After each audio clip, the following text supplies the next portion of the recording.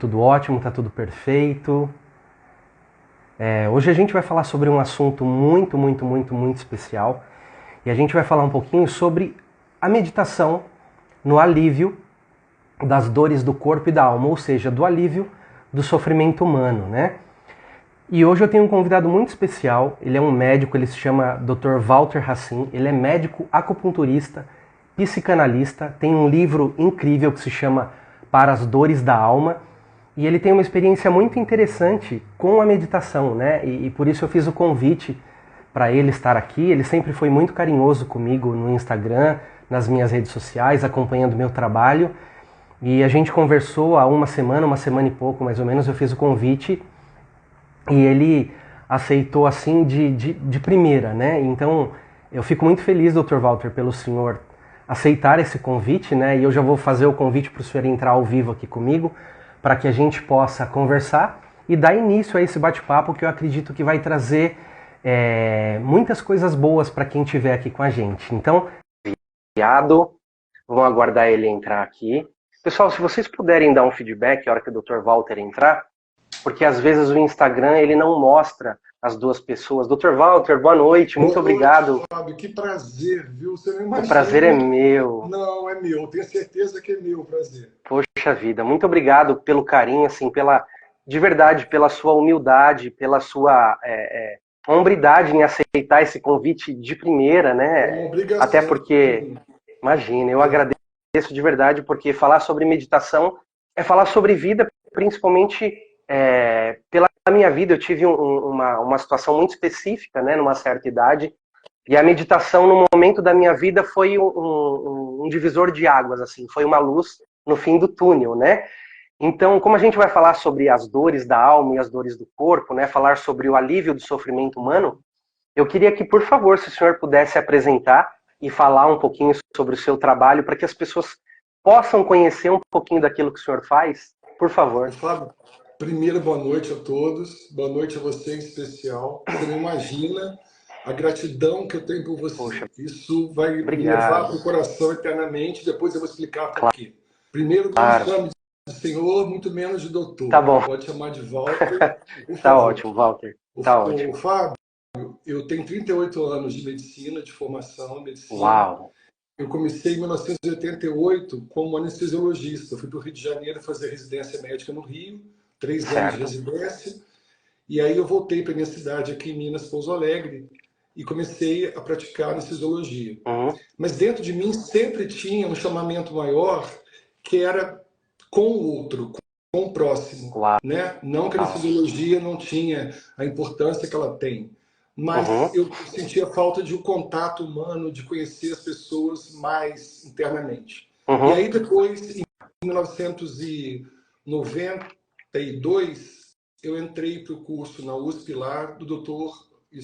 Hong Jinpai, de Medicina Chinesa e Acupuntura.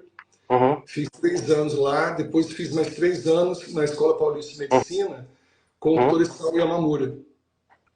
E aí surgiu a oportunidade de eu ir para a China, para Pequim, depois para Xangai, depois Hong Kong, para fazer uma especialização em medicina chinesa e acupuntura. E aí a mágica aconteceu nisso, porque eu voltei da China para o Brasil diferente no sentido da visão oriental do ser humano. É impressionante. A relação médico-paciente, de amor, de acolhimento, de entender o paciente, o familiar do paciente, o interesse, não só da doença em si, mas todo um processo humano com o paciente. Isso me tocou muito. E fora a filosofia da medicina chinesa, que é muito bonita, você entendendo todas as doenças físicas que a gente tem através das emoções. Então, qualquer doença que nós possamos ter, ela vem atrás de uma doença, de uma emoção retida.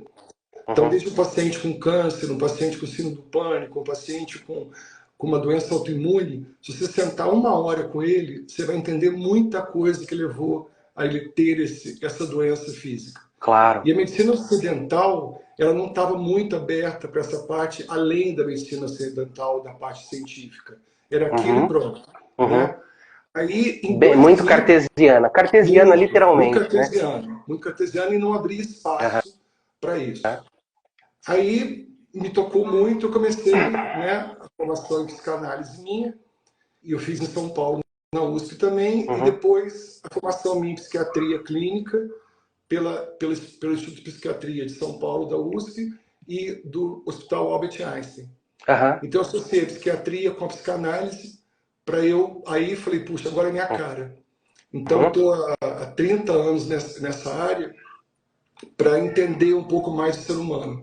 Então você vê que todo mundo tem uma história para contar. Verdade. Só que às vezes não Verdade. pode contar, porque ninguém quer ouvir essa história. Ninguém dá espaço, não né, para que essas pessoas se manifestem, coloquem aquilo para se expressem de alguma forma, né? Porque quando você dá o espaço da tua dor, qualquer que seja ela, vem o outro e fala, mas eu já tive uma dor pior.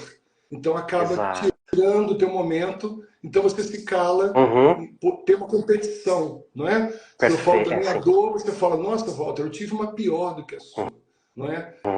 Então, eu sempre falo isso em consultório, eu sei que tem pacientes meus aqui assistindo também, eu sempre falo isso. É como se a gente tivesse, cada um, num palco, sozinho num palco, num teatro imenso, com a plateia lotada, e você dando o teu espetáculo. E no final do teu espetáculo, a plateia de pé te aplaude pelo que você fez. Só que depois desse término, você vai para um lugar que ninguém entra, que é o bastidor desse que é o bastidor, exato. E é nesse bastidor que as dores da alma da gente moram, que os medos moram, que as inseguranças moram. Aí fala, nossa, mas então no palco eu sou um impostor? Não, a gente dá o que tem. No palco da vida você dá o melhor. E as pessoas querem apenas o melhor teu. Exato. Então nesse bastidor que ninguém entra, é lá que são as dores da alma, os sofrimentos, os traumas de infância, que levam, na fase adulta, os transtornos de personalidade, os transtornos de humor. Então, você começa a ter uma visão mais holística, abrangente, do ser humano, não só pelo um câncer de estômago, um tumor de mama, ou uma... Tem algo a ver, tem muita coisa para ser conversada. E você começa, então, a fazer uma conexão do corpo físico com o emocional. Com as emoções. Tudo começa primeiro com o emocional. Com o emocional. Porque tem uma hora que você tem tanta emoção que o teu corpo fala, tipo assim, Fábio, não estou dando conta, então eu vou somatizar. Vou passar e aí começa a manifestar nos órgãos e nas vísceras, né? Todo mundo, por exemplo, que tem qualquer doença, desde um câncer, se você sentar com essa pessoa, você vai entender o que levou a ter o câncer. Geralmente são emoções reprimidas, não expressadas, sofrimentos de infância. Aliás, sempre falo isso, se nós adultos soubéssemos a importância que a segunda infância, que é dos 3 aos 11 anos de idade, todo adulto que nós vamos ser está registrado nesse período da segunda infância. Desenvolvimento. Sim, porque nessa fase a criança, ela vê tudo, observa tudo, sente tudo, visualiza tudo. Só que falta uma coisa que a criança não tem que ter porque ela é criança, que é o discernimento de entender o que está acontecendo. Então ela registra aquilo, traumatiza ela, ela vai crescendo, o adulto vai se formando, e na fase adulta começam os transtornos de personalidade, de humor, e aí você começa a entender o ser humano como um todo, não é? Então, basicamente o que me levou à área da psiquiatria e da psicanálise foi essa viagem para a China minha, o conhecimento da medicina chinesa, que eu já tinha tido aqui no Brasil, mas lá foi a cereja do bolo. Eu voltei decidido a querer entender um pouco mais do ser humano, não é? E aí, há 10 anos atrás, comecei a escrever uns textos, e aí a Beth Zafir, a mãe do Luciano Zafir, começou a ler por um blog que eu tinha, se interessou muito pelos textos, e se ofereceu para fazer o prefácio do livro. Nossa. E a editora Novo Século falou, eu quero esse livro para mim. Que maravilha. Que é esse aqui, que é Para as Dores da Alma, que está na 4ª edição. Para as Dores da Alma, né? Depois você fala para a gente como as pessoas podem adquirir o seu livro, né? Atualmente está pelo Amazon.com.br. Ah, é? Ah, tá bom. Livro 100% beneficente também, porque eu falo das dores da alma. Então, todas as dores, só que qual que é o diferencial? Em cada dor, né, a perda de um filho, a perda de pai, a depressão, a ansiedade, eu coloco a espiritualidade também junto. não é? Porque, eu falei para você, em 2000, a medicina ocidental abriu um campo extraordinário para a gente aqui. Porque a psiquiatria, ela adicionou no currículo dela a área da espiritualidade, que até então não tinha. Através de comprovação científica, teve um método em Chicago, lá em 2002, que estudaram pacientes na UTI, 5 pacientes na UTI e 5 pacientes na UTI, sendo um grupo que recebia orações e o outro não recebia orações. Então, a diferença da recuperação, aceitação, foi muito grande com o paciente que recebia as orações. As orações. Sim. Aí vem a famosa estudo da glândula pineal também, que para a gente também ocidental, na medicina, é muito pouco estudada, ou epífise, é a mesma coisa, que essa glândula que está exatamente no centro do cérebro, que até então a gente usava só como liberação de melatonina, não é?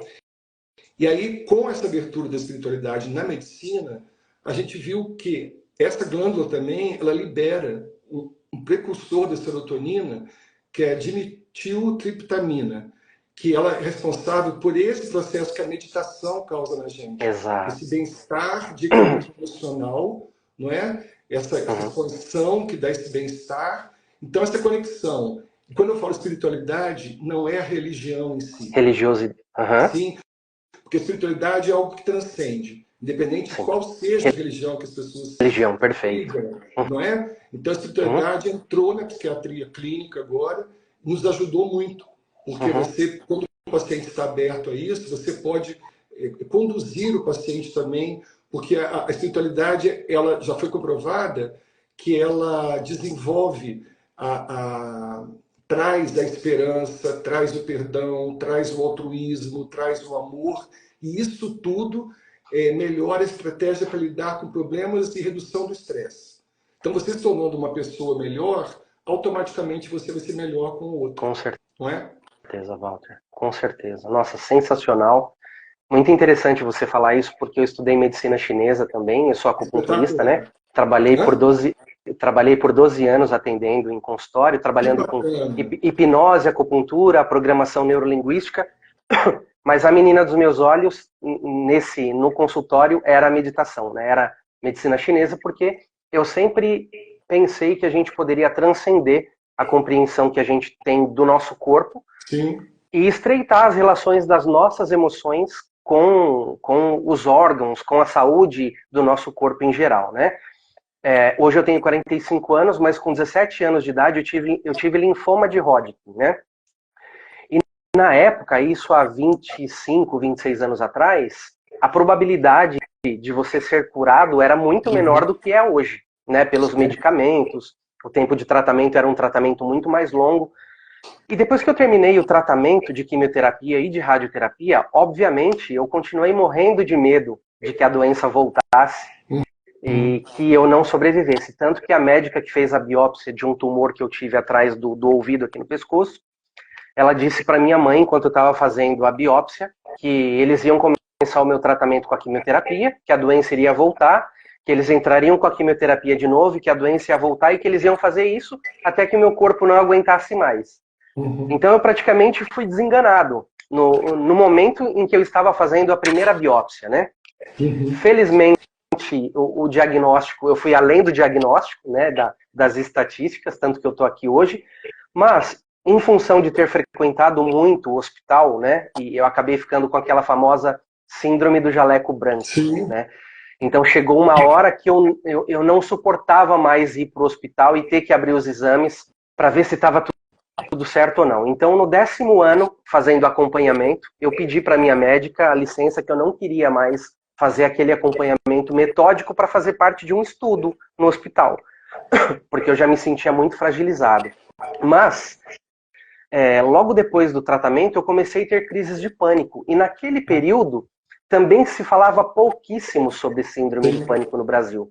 E foi justamente nesse período que eu conheci a meditação, através de uma filosofia japonesa, que se chama Seicho no Ie. Conheci a primeira meditação, que se chama meditação Shinsokan, né?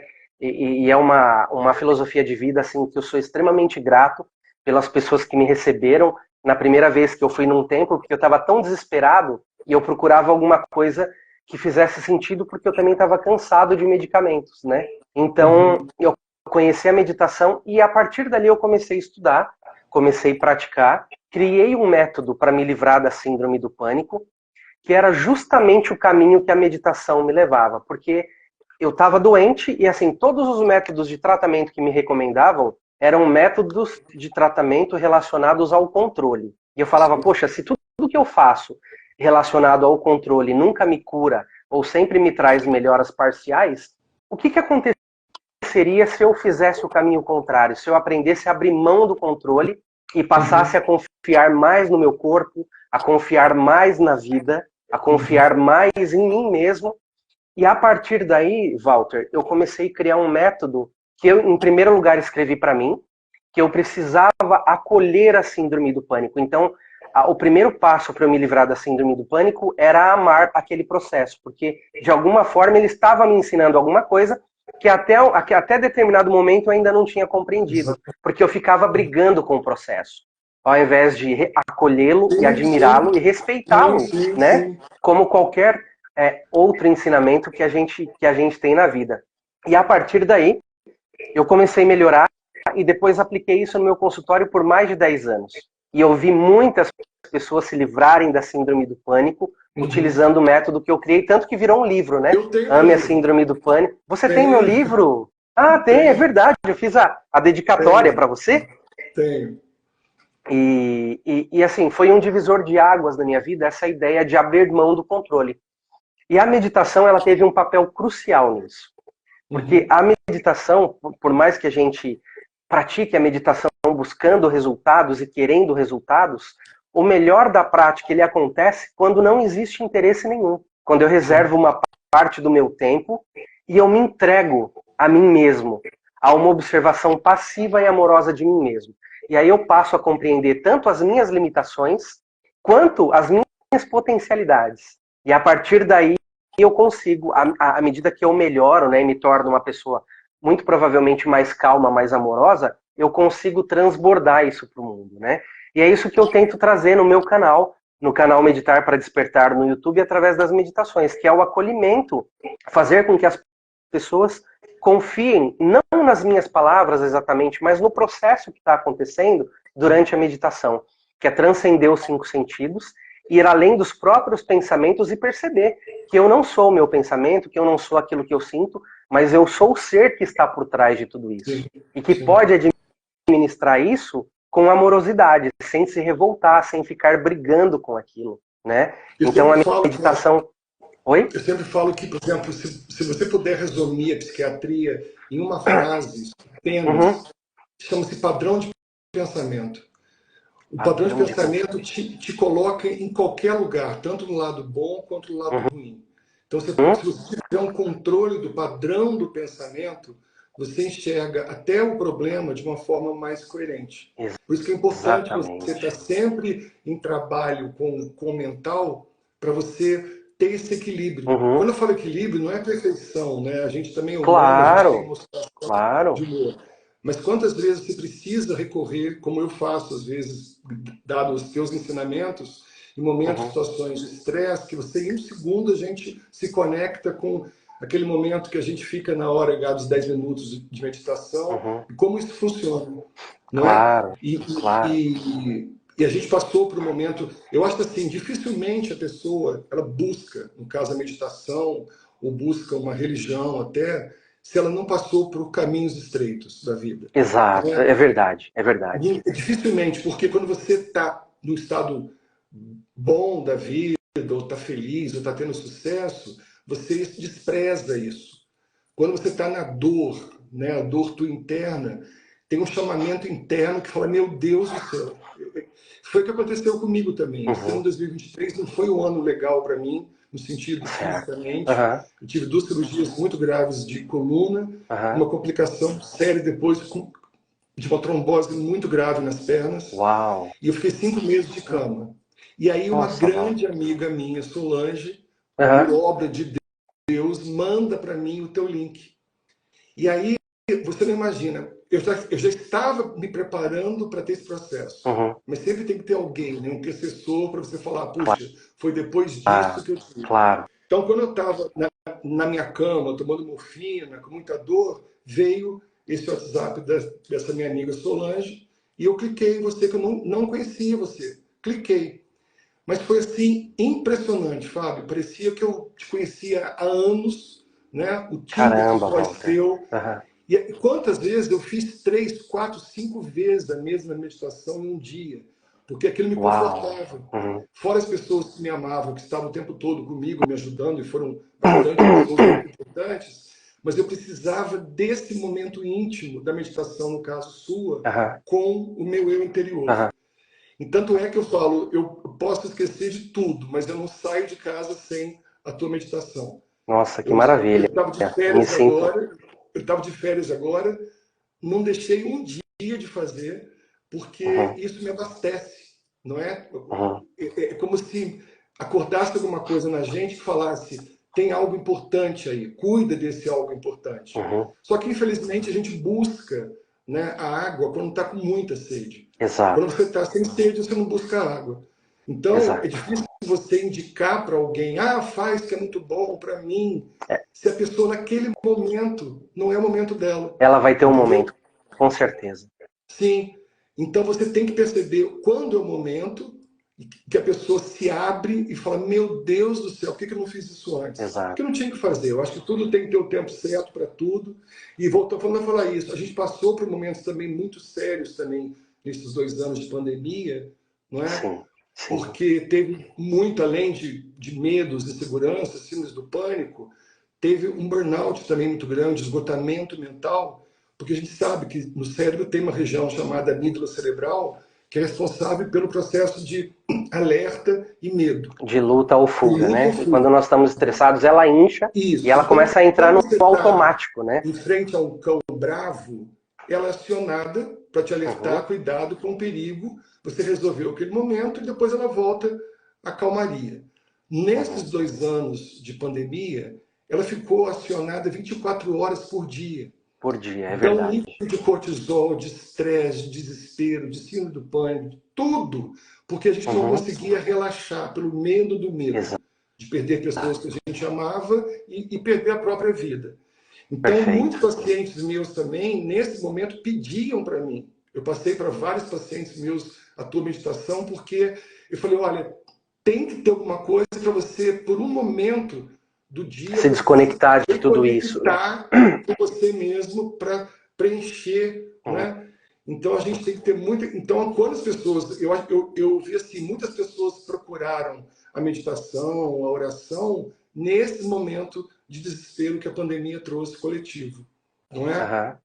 E aí eu digo para as pessoas, né, que quando a gente medita constantemente, a gente aprende a apreciar o caminho, né? Porque geralmente todos os processos que o ser humano começa, ele é muito imediatista, né? E eu falo porque eu sou assim também, né? Me coloco nessa situação. A gente já começa algum projeto querendo ver o final daquilo, né? E a gente esquece que muitas vezes o melhor de tudo não é o final, é todo o processo de desenvolvimento, de aprendizado, né? E eu digo porque agora eu lancei um aplicativo faz 2 dias, né? Um aplicativo que se chama Medite em Casa, e fazia mais de 1 ano que eu e algumas pessoas estávamos trabalhando para lançar esse aplicativo agora. E por mais que isso gerasse ansiedade, eu que já medito há muitos anos, né, há mais de 25 anos, eu ainda aprendo isso, né, de aprender a admirar o processo. E quando eu tive a síndrome do pânico, a meditação me ensinou a admirar as dores, assim como eu admirava os momentos de prazer. Eu falava, chegou um momento em que eu dizia para mim mesmo, poxa vida, se o meu corpo pode produzir tanto mal-estar, eu imagino a potência que eu tenho para transformar esses mal-estares em conhecimento e em bem-estar.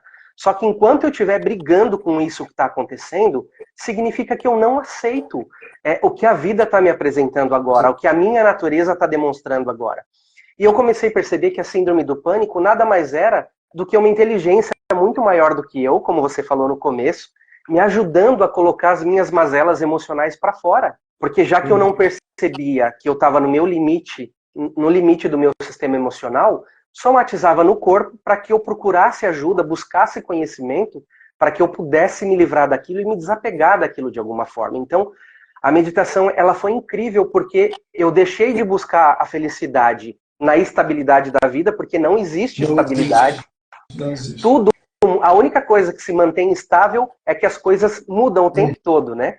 Então, a única estabilidade que existe é a instabilidade que não para de ocorrer em todas as áreas da nossa vida. E a vida então eu tem comecei. O fluxo dela, a vida tem um fluxo natural Exato. dela, né? Exato. Eu falava para os meus pacientes e falo para alguns alunos, para algumas pessoas que têm um contato mais próximo comigo, né? Observa quando você corta o dedo, alguma parte do teu corpo, imediatamente o teu corpo começa a trabalhar para cicatrizar aquilo, para trazer a cura para o teu corpo, para restabelecer, para regenerar o tecido, para que pare de sangrar. Então, assim, existe uma inteligência muito maior do que a nossa compreensão, né, do que o nosso ego nos diz que nós temos, e que nos mostra o tempo inteiro que em determinados momentos, quanto menos eu agir, mais rápido eu posso me recuperar. Porque quando eu entro em desespero, eu estou brigando com aquilo que está acontecendo e eu estou tentando resolver de uma maneira que não é inteligente. Né? E muitas vezes, quando a gente se acalma, por exemplo, através da meditação, a gente acaba encontrando soluções que no momento de desespero a gente jamais encontraria.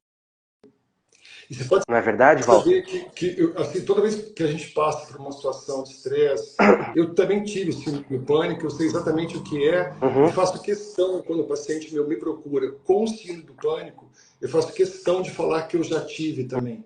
Eu acho que essa conexão, para eu falar que eu sei exatamente, e na teoria da psiquiatria, da psicanálise, é uma coisa, mas na prática não é. É terrível. É diferente. Claro. Tanto é que a definição de síndrome do pânico é uma sensação de morte iminente. Então, você mesmo sabendo que não vai morrer, você tem certeza que vai morrer, é desesperador. Exato. Mas você pode saber que depois, quando você passa por esse ciclo, né, ou da depressão, ou do pânico, você se torna depois uma pessoa melhor. Tenho certeza que você se tornou uma pessoa melhor após o pânico. Quando eu morei na China, eles faziam muita analogia. Eles falavam assim, se você pudesse conversar com uma pedra bruta que estivesse sendo lapidada, ela falaria, por favor, me tira daqui, a dor é demais, esse ferro, esse fogo. Mas depois que essa pedra tivesse tornado um diamante lapidado, ela falaria, uau, se eu soubesse que ia ser isso, valeu a pena. Valeu a pena, né? Valeu a pena. O processo, não no sentido de apologia a ter dor, para ficar associado. Claro. É muito importante deixar isso claro, né? Porque muita gente ainda acredita que a dor seja necessária para evoluir, não necessariamente, né? Não. Mas assim, tudo tem um ensinamento. Se um paciente que enfrentou um câncer, curou desse câncer, e depois ele não aprendeu nada com essa doença, não é legal. Entendeu? Porque tem pacientes, às vezes, quando passa por um câncer, começam a blasfemar depois do câncer. Quando você fala, puxa, como que eu aprendi com essa doença, sou uma pessoa melhor comigo, para com os outros. Então a gente tem que entender, no livro eu falo muito isso, né? A vida não ensina nada para a gente. É a gente que quer ver se aprende ou não com o que ela está nos apresentando para a gente. É uma escola diária, não é? Então na dor você pode ter aprendizado. Os melhores acertos teus, com certeza, vieram de erros teus, que você falou, puxa, como que eu aprendi com esse erro? Inclusive... Então, para eu ter essa... Oi?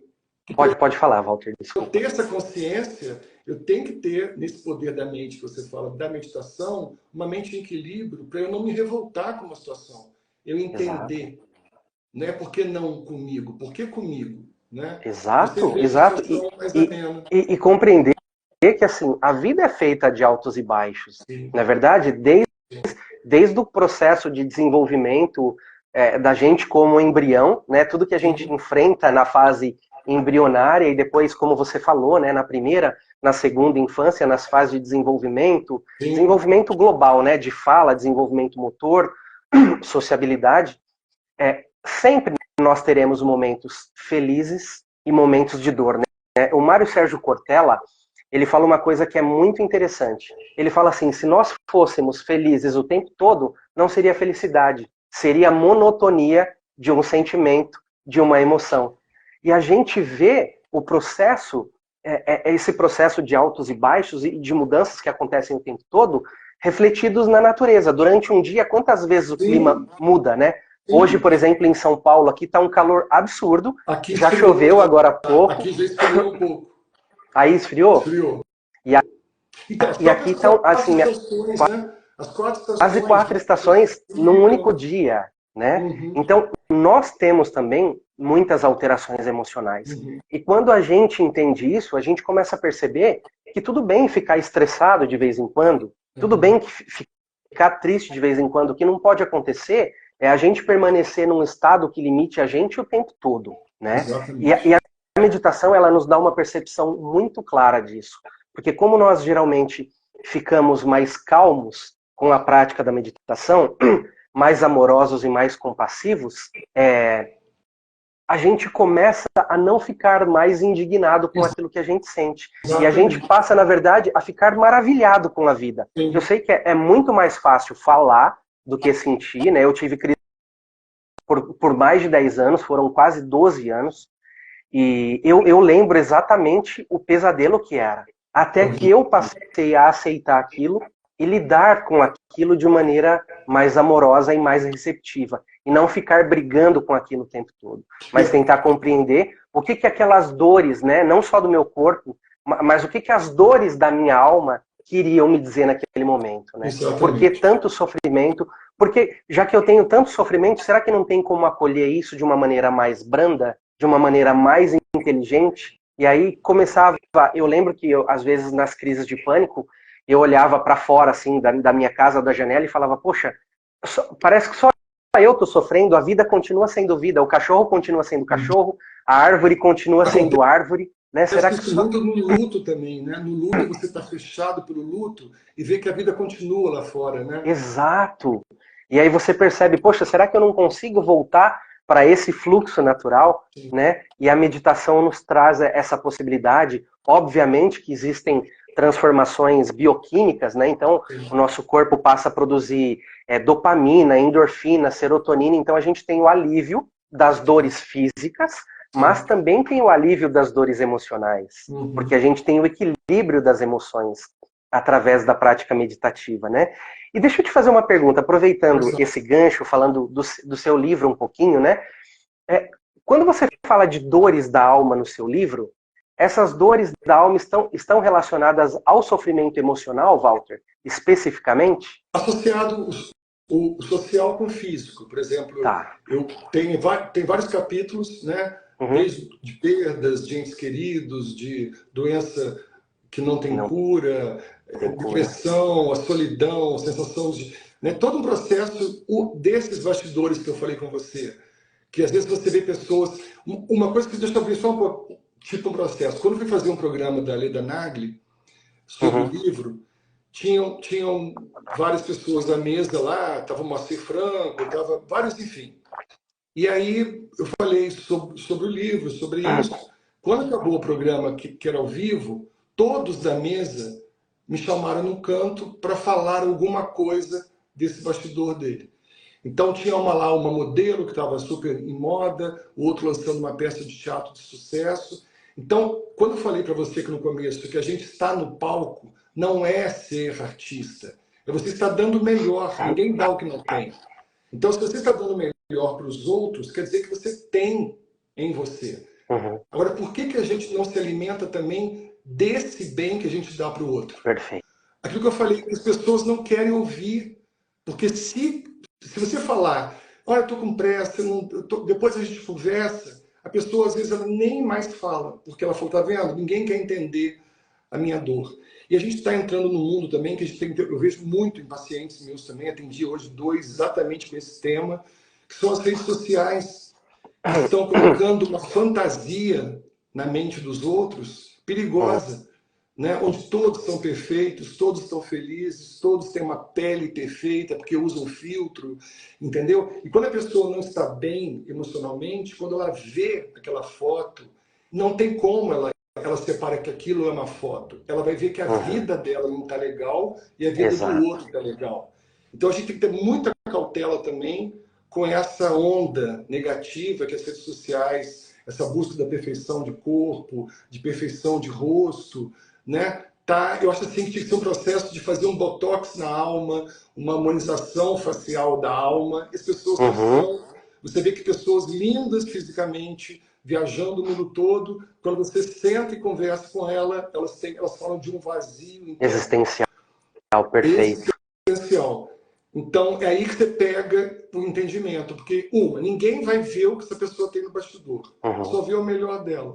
Então, quem que vai acreditar que essa pessoa que está em voga, que está bem na vida, com o carro do ano, que está bem vestida, vai ter no bastidor dela um momento de solidão, de baixa autoestima? Então, tem o sofrimento silencioso, que para mim é o mais perigoso. Né? Onde você não pode compartilhar o sofrimento seu. É verdade. É verdade. Eu lembro que uma vez eu ouvi um monge, ele chama Monge Gensho, né, falando o seguinte, que todos nós, quando nascemos, é como se nós estivéssemos na ponta de um precipício e amarrassem uma corda no nosso pescoço e nos empurrassem do precipício. A gente sabe que a gente foi empurrado, que aquela corda tem um tamanho e que a hora que aquela corda acabar, ela vai enforcar a gente vai deixar esse mundo, né? E ele dava esse exemplo para falar sobre o processo da vida, que a nossa vida é exatamente essa queda. Mas muitos de nós ficam preocupados em quando essa corda vai acabar, em quando essa corda vai se esgotar e vai enforcar a gente, enquanto outras pessoas aprendem a apreciar a paisagem enquanto ela está descendo aquele precipício, né? E eu vejo a meditação exatamente como isso, né? Para nos dar um panorama de que a vida ela é um processo contínuo de aprendizado, principalmente desses bastidores que você falou, né? Que a gente se conhece mesmo, o nosso verdadeiro eu, ele geralmente se manifesta quando nós estamos sozinhos, né? Que a gente não precisa ficar mostrando para as pessoas o que a gente vai comer, o que a gente vai vestir, se a gente vai escovar os dentes ou não, se a gente vai pentear o cabelo ou não, né? Então aparece. E muitas vezes, quando você faz esse encontro, né, que a gente chama de me, myself and I, né, o eu comigo mesmo, a gente se assusta. Porque não é tipo assim, será que eu estou sendo essa pessoa que eu sou para os outros? Ou então a pessoa que eu estou sendo para os outros não está sendo a pessoa que eu estou sendo comigo. Muitas vezes você tem esse impacto, né, existencial. E você sabe que nesse momento, né, muitas pessoas quando começam a meditar, de duas uma, ou logo de início ela vai se apaixonar e perceber que aquilo é um caminho maravilhoso para a vida dela, ou ela vai ter um choque, porque ela começa a meditar e ela fala, nossa, mas esse aqui não sou eu não consigo ficar parado, eu estou perdendo tempo, eu tenho muitas coisas para fazer, eu poderia estar utilizando esse tempo que eu estou praticando meditação para fazer mais um relatório do meu trabalho, para deixar o trabalho de amanhã pronto, como se o amanhã existisse, como se o depois existisse, né? Como se o Fábio... Que é o que você sempre fala nas suas meditações, né? Aquela sensação errada que nós temos de ter o controle sobre as coisas. Não é? Exato, a gente não tem controle de nada. Até uma mãe que acha que quando estiver perto do filho, nada acontece com o meu filho, o que confunde isso a mãe é o amor que ela tem imenso para o filho, que ela acha que com esse amor nada acontece. Mas se tiver que acontecer, vai acontecer. Vai a mãe acontecer. De mãos dadas, vai acontecer. Então, quando você tira essa sensação de poder, de controle, porque o transtorno de controle, ele anda muito com o transtorno de perfeccionismo. Então, você não se aceita errar, você não se perdoa se você errou. O dia que você está sem o controle, você entra em desespero. Então, isso traz transtornos de ansiedade, transtornos depressivos, que você vê que você é um impotente perante a vida. E aí nos obriga a mergulhar para o nosso eu interior. Aí que dá a conexão bacana. Porque aí você... Se você...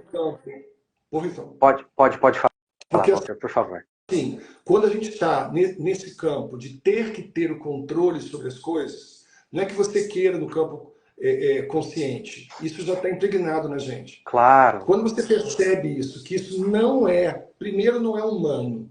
Vamos colocar no campo divino isso. O divino tem a perfeição. Quando você percebe isso de uma forma genuína, é libertador. Porque você sai desse campo divino e cai para o campo humano, que é o nosso. E no campo humano, essa frase, ter que ter controle, ser perfeccionista, ela muda para assim, eu vou ser a melhor versão que eu possa ser. Aí Exato. liberta a gente. Sabe Então que eu fiz o melhor que quando... eu pude, isso que é bacana.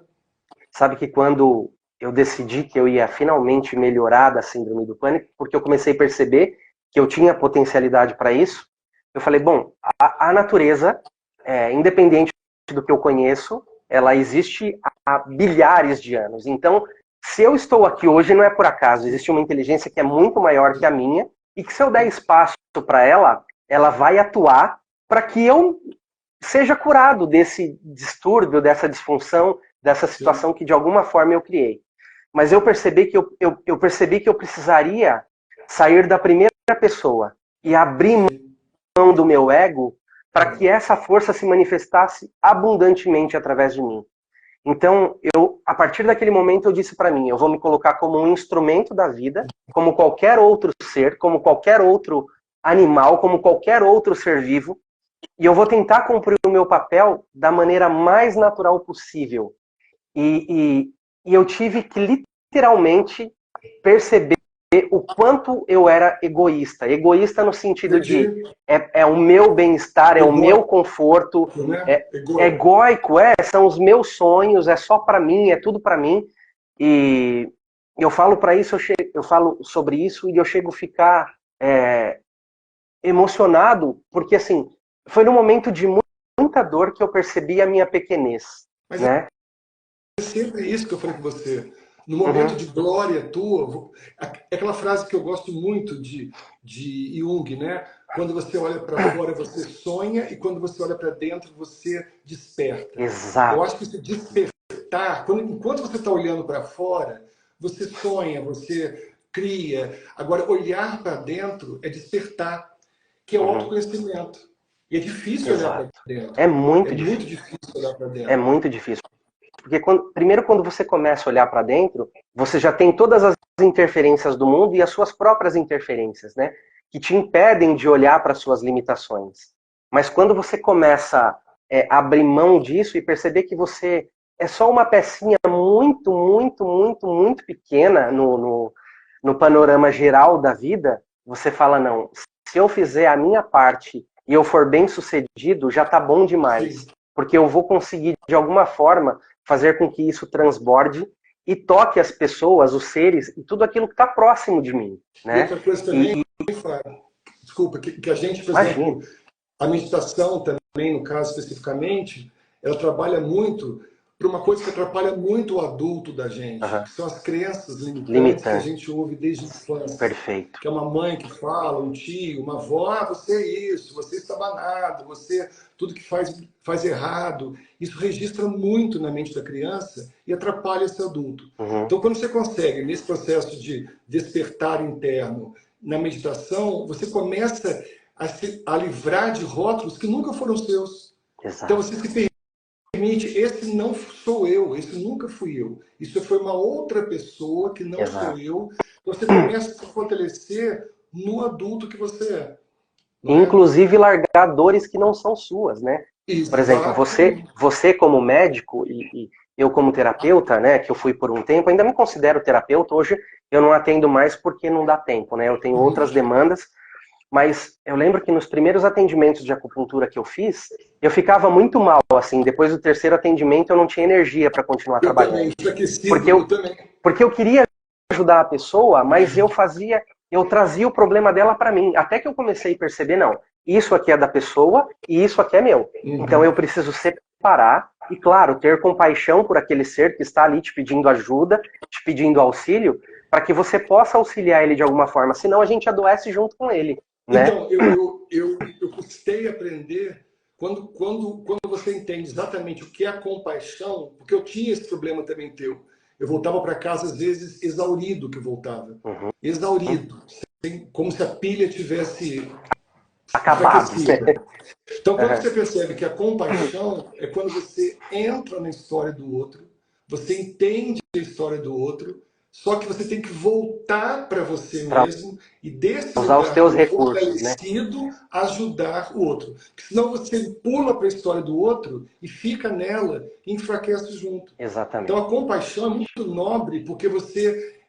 Eu falo assim, a grande doença da humanidade, mais do que o câncer e a depressão, é a falta de empatia que está tendo e compaixão dos seres humanos. Porque você tem empatia, tem compaixão, é você sair do seu tempo e entrar no tempo do outro. Eu falo isso eu falo muito em palestra isso. O grande milagre que Jesus ensinou para a gente não foi andar sobre as águas, não foi multiplicar pão. Ele deixou um milagre que qualquer ser humano podia fazer. Que era o Ele tempo, entrava no tempo né? do outro, transformava essa pessoa e voltava. Uhum. Então, isso a gente pode fazer, qualquer um de nós pode fazer. Só que às vezes, infelizmente, a humanidade acha que se eu elogiar você, eu estou tirando de mim. Você entendeu? Exato. Então, se eu elogiar muito o Fábio, quer dizer que eu estou me diminuindo perante ele. E pelo contrário. E é tão pobre pensar isso, né? Porque você está compartilhando. Mas é pra gente ver. Então, quando você tem empatia, compaixão, é tão legal quando você começa a falar, puxa, eu também já tive isso que você teve. Nossa, teve, que bacana. Porque quando você, o que você falou, quando você teve a tua síndrome do pânico, teve um momento que você achou que você era o único no planeta Terra que tinha isso. Exato, não é? exato. Então, quando você começa a conectar com pessoas que também estão tendo, já tiveram, te dão um apoio, te dá um conforto. Você fala, meu Deus, eu não estou sozinho nessa. É isso que é empatia. E ver que algumas pessoas já passaram por aquilo, né? Estão bem, que né? melhoraram. Só que ninguém fala. Exato. Ninguém fala. Porque tem medo. Porque se eu falar que eu tive pânico e você não, eu sou fraco e você é forte. Exato. E não é isso. Não é isso. Muito pelo contrário, né? Pelo contrário. Não é? Pelo contrário. Então, tipo assim, a gente tem que estar muito atento a essa coisa do... Outra coisa de comparar. Ninguém se compara a ninguém. Cada um é um ser absoluto nesse planeta. O que mal está acontecendo é você comparar ao outro, a vida do outro, ao sucesso do outro, ao carro do outro, ao corpo do outro. E quanto esse tempo que você perde no outro, que você nunca vai ser esse outro, você perde o tempo de cuidar do teu jardim interno. Exato. Você está admirando o jardim do outro e o seu está morrendo, né? Porque está precisando de cuidados. Igual o seu, exatamente. Que maravilha, Walter. Que maravilha. Deixa eu aproveitar esse momento aqui. Eu queria agradecer a todas as pessoas que estão aqui hoje, né? Tanto que seguem o Walter, que seguem o meu trabalho aqui. Que vocês possam também conhecer, principalmente as pessoas que me seguem, se inscrevam na página do Walter, conheçam o trabalho do Walter. É um trabalho maravilhoso que ele faz.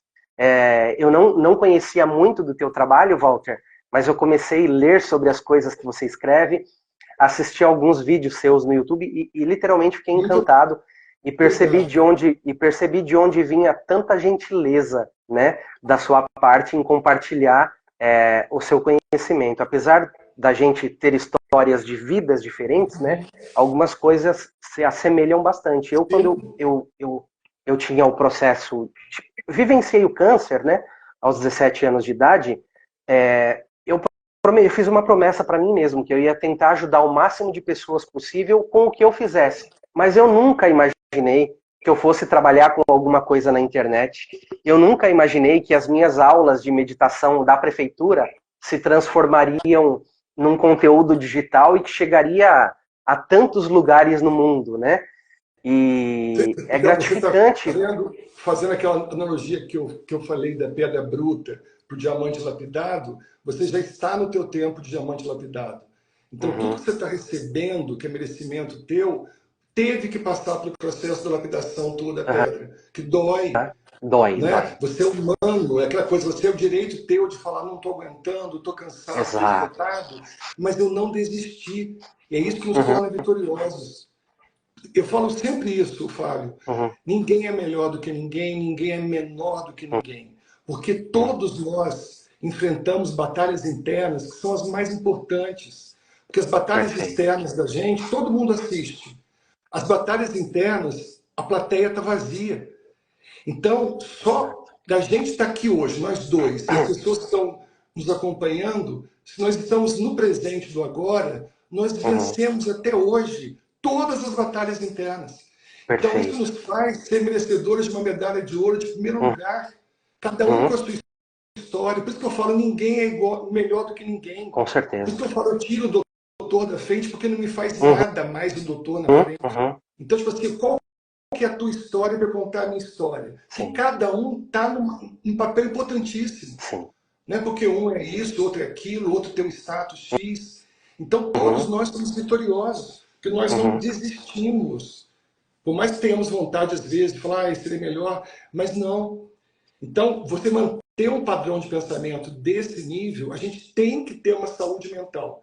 Então, é necessário. Volto a falar. Olha, quando eu tive a síndrome do pânico, tem uns 20 anos atrás, a minha mãe, que tem 86 anos hoje, e ela até hoje faz a meditação tua à noite. É mesmo, Walter. Poxa, que honra. Manda um grande beijo para sua mãe, viu? Ela está assistindo você aqui agora. Ela está assistindo, que maravilha. Mas assim, quando eu tive pânico, ela me falava, Walter, faz meditação. E tinha uma negação em mim. Não quero, faz que é bom. E eu neguei todo o processo do pânico em fazer meditação. Aí que eu falei com você, foi preciso esse momento meu de 2023 para de dentro para fora eu falar, chegou a hora da meditação. E foi libertador. Eu recomendo hoje para 3 pacientes meus, eu indiquei o teu aplicativo porque pessoas que pediram ajuda além da psiquiatria e da psicanálise, falei, olha, meditação espetacular, não é? Porque muda, traz você para o teu centro. Sim. Não que te deixe um super-homem, mas te deixa mais ciente do que você é. Isso uma coisa importante a gente deixar claro aqui, principalmente para quem não conhece muito desse mundo da meditação, é que a meditação não é uma fórmula mágica e não é uma prática para resolver problemas. Ela é uma prática de autoconhecimento. A partir do momento que você se conhece, você começa a utilizar as suas ferramentas, é como se você tivesse com um machado amolado para cortar uma árvore. Perfeitamente. Né? Então, no momento você tinha um machado ali à sua disposição, só que ele não estava amolado. E a meditação, né, ela te traz esse poder, ela te ajuda a molar esse machado para que você abra os caminhos para que você percorra tanto os momentos de felicidade como os momentos de tristeza de maneira mais equilibrada. E isso, a longo prazo na vida da gente, faz uma diferença tremenda. Né? Quando eu procurei a meditação, apesar de ter sido muito bem acolhido num templo da Seicho Noye, foi a partir da Seicho Noye que eu conheci a meditação, eu lembro que na primeira prática meditativa do dia que eu fui, eu achava uma grande bobeira. Eu olhava assim, umas 40, 50 pessoas meditando, e eu falava, gente, o que eu estou fazendo aqui? Eu poderia estar na minha casa fazendo outra coisa.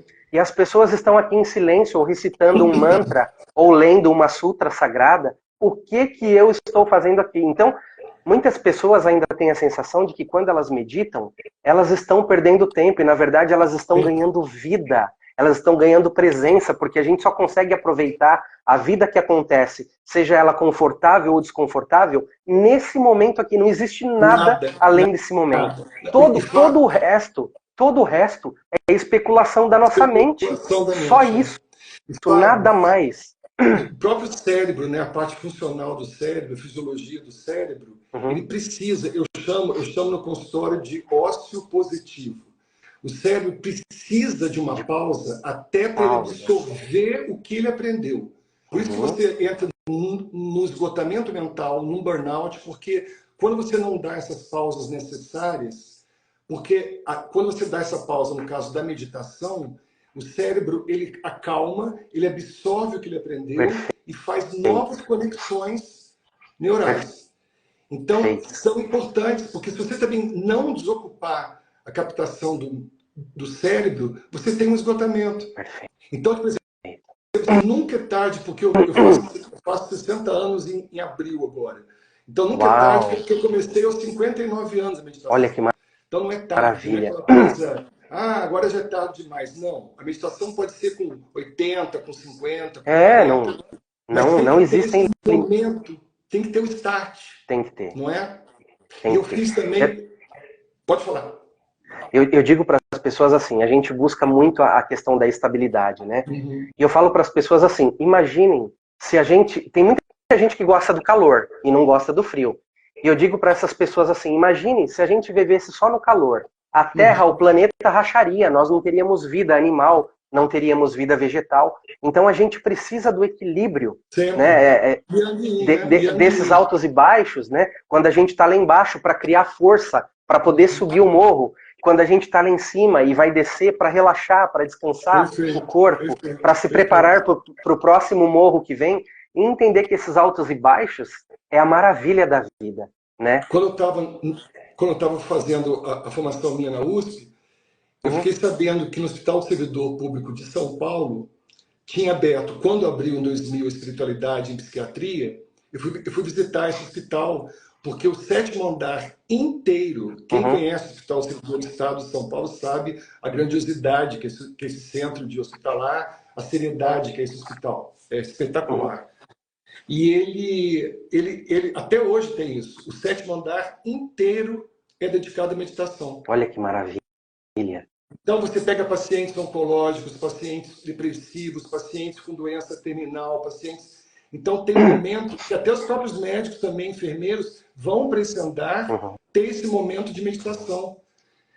Então eu achei fascinante isso, porque isso ajudou muito a medicina, que era tão fechada, era tão só evidência, só ciência, né? Então quando ela abre espaço para a espiritualidade, nossa, eu acho que foi anos-luz à frente agora, que tinha um preconceito. Com certeza. Né? Eu lembro que quando eu fazia o tratamento de quimioterapia, um dia conversando com um médico, né? Óbvio, né? Eu estava doente, então eu ficava muito preocupado com as estatísticas, né? Sim, com a minha porcentagem de possibilidade de cura, porque eu queria sobreviver, né? Afinal de contas, não era uma infecção simples que eu tinha um linfoma, era um câncer no sistema linfático. Se evoluísse, viraria uma leucemia. E eu lembro que uma vez conversando com um médico, a equipe que me tratou, inclusive eu me tratei no Hospital do Servidor Público Municipal da Vergueiro, porque minha mãe era funcionária pública municipal, né? E eu lembro que um dia um médico falou para nós, ele falou, Fábio, estatística é só para estudo. Ele falou assim, você está aqui fazendo tratamento, você não é estatística, você é um ser humano dinâmico que pode reagir muito bem ao tratamento ou muito mal ao tratamento. Então, não fique impressionado com números.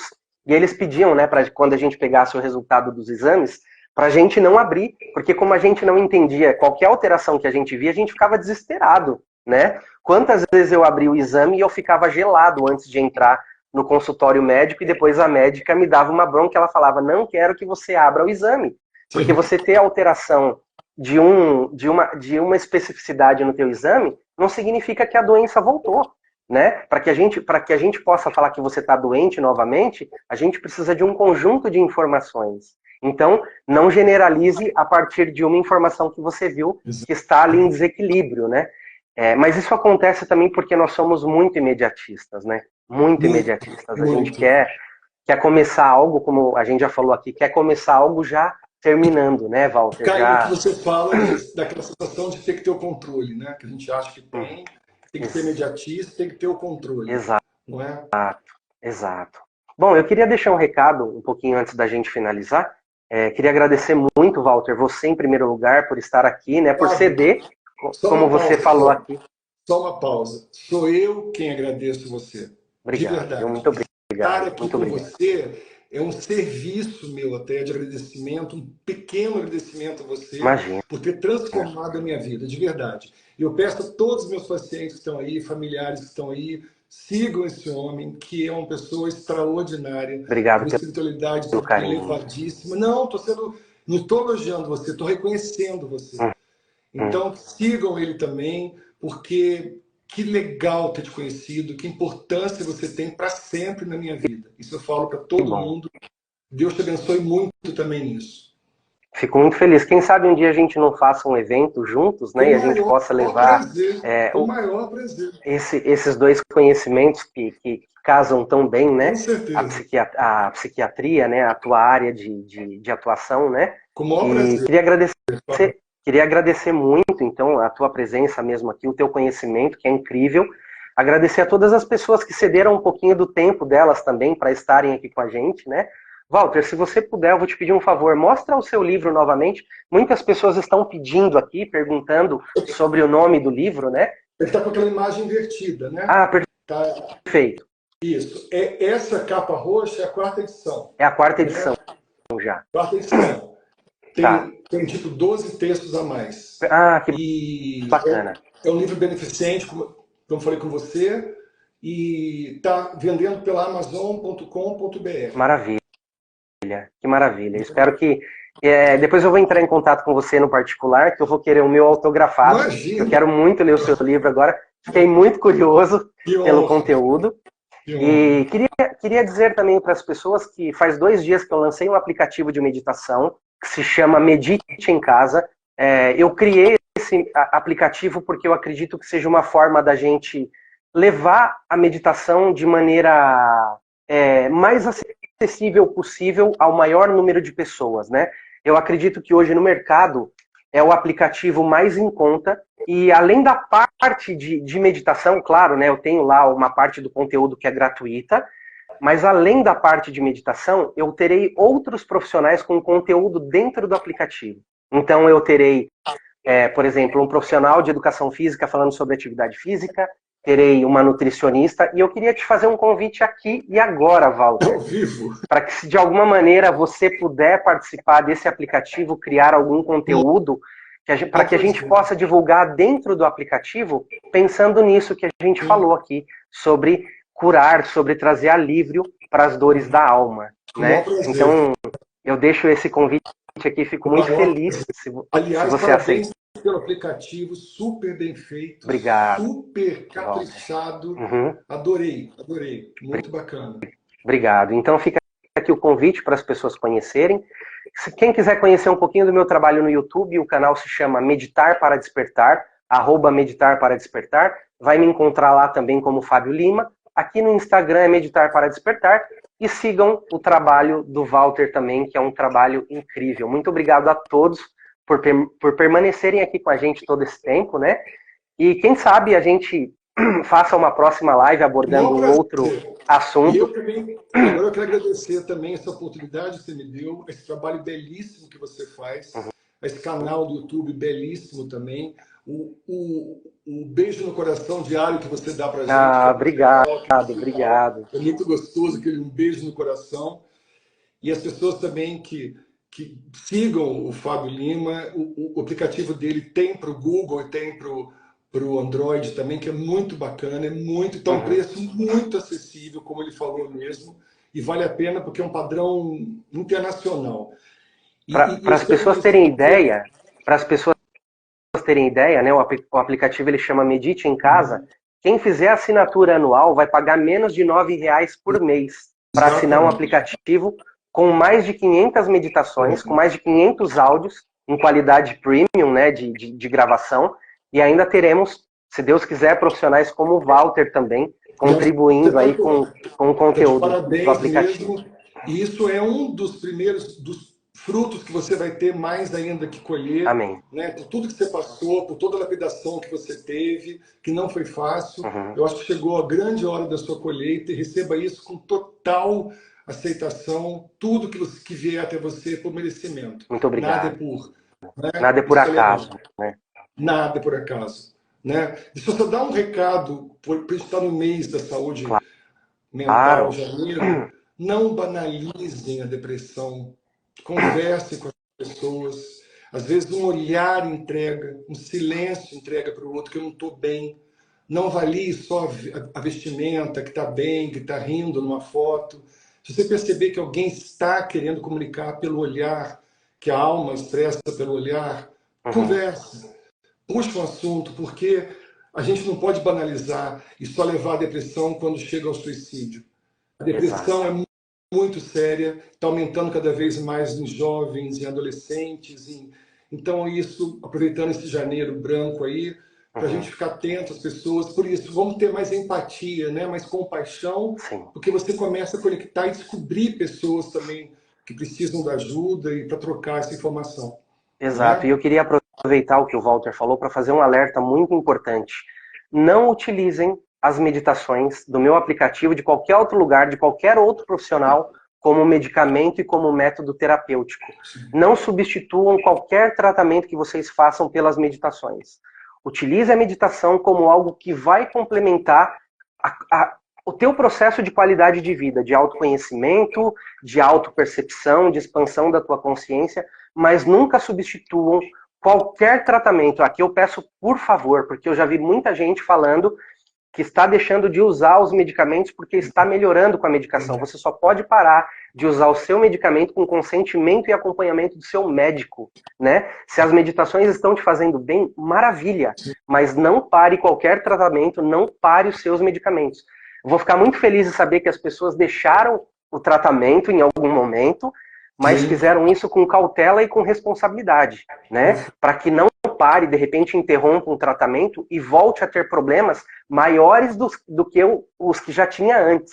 Então, muito cuidado. Né? Exatamente. Exatamente. E nunca pensar nessa possibilidade de utilizar a meditação como um método de cura, né? Mas como algo complementar e que pode te trazer muitos benefícios. Agora, então é isso, Walter. Quem estiver aqui vendo isso, nos ouvindo, se tiver um quadro depressivo, se tiver um transtorno de ansiedade e sendo tratado já por medicação, busque a meditação. Exato. Porque eu estou falando como experiência própria, né? É impressionante, é um upgrade muito mais do que a gente imagina. É como se acolhesse a alma da gente, é como se desse um colo para a alma da gente e nos fortalecesse. Exato. Então, isso para mim, eu para sempre eu vou indicar para o outro a meditação. E modéstia à parte do meu querido Fábio Lima, porque o tom de voz teu, a calma que a tua voz nos traz, o acolhimento que nos traz, é impressionante, Fábio. Você nos acolhe a cada manhã, você é como se fosse um abraçado com a gente. A calma que você fala, o carinho que você coloca no fundo musical. Eu já tenho o meu cantinho que você fez eu criar, né, no lago, né? Então parece que você já faz parte das nossas vidas e agradeço pelo que orgulho dos teus pais de ter um filho também com esse resultado, porque você poderia muito bem, isso que eu falo, do tudo que você passou, você poderia ter se tornado um homem extremamente amargo, concorda? Agressivo com a vida. Com toda certeza. Então você escolheu todo o processo teu da dor ser esse grande homem que você é. Então o mérito está nisso. Então, tudo que você vier receber e já está recebendo, abrace e receba com gratidão, porque é merecedor. Não é? Amém. Que assim seja. Amém, vai ser. Vai ser. Walter, muito obrigado. Obrigado a você, por essa noite incrível. E a gente vai se falando, tá bom? Gente, muito obrigado pela presença de todos. E a gente se encontra na próxima meditação, na próxima live, ou lá no aplicativo. Um beijo no coração de todos vocês. Até breve. Tchau, tchau. Beijo a todos. Muito obrigado, gente, todo mundo que estava aqui.